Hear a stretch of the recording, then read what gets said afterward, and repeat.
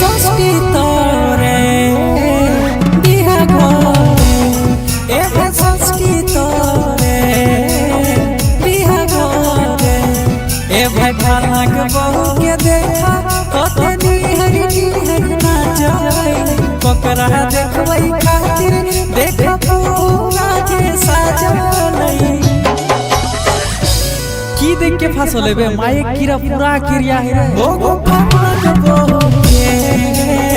फलक बहुके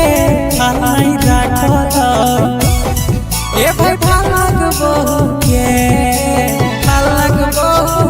के फलाई फसवल अरे ओकर भाताटा कोनो कहे कि नहीं दूर साला भाताटा बे एगो फलक बहुके फलाई राखल ए भाई फलक बहुकी के फलाई टेक टेक टेक टेक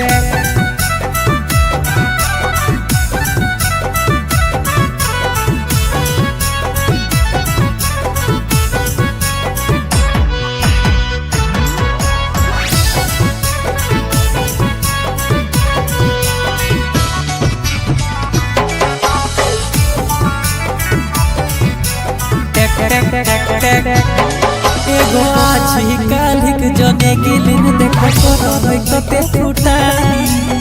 जतना बूढ़ा है उतना चढ़ा है जवानी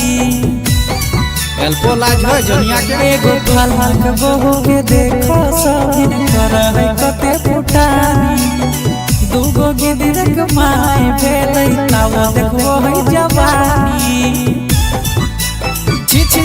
छी हर फलक बहू के लीला देख के माथा जे धरई अपन मरद डाके जनिया दौड़ाई मारई अपन मरद डाके भगवान मनई हाय हाय निजक मरद डाके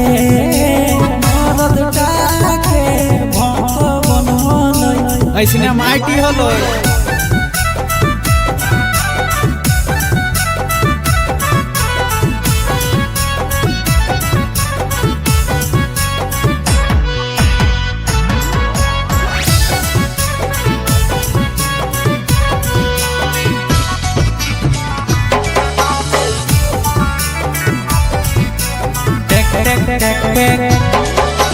सुखल ठेठल देखा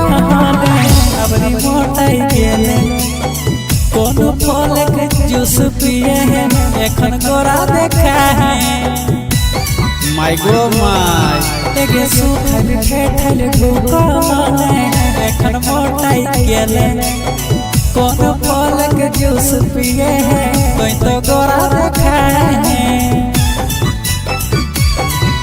अर मरद रहते ताओ दोसर मरद कोई भूले गे अपन सास ससुर के कोई तो नाक काटाई देगे अपन मरद टाके कब्जा करल भको बड़ा अपन मरद टाके मुहे कान करल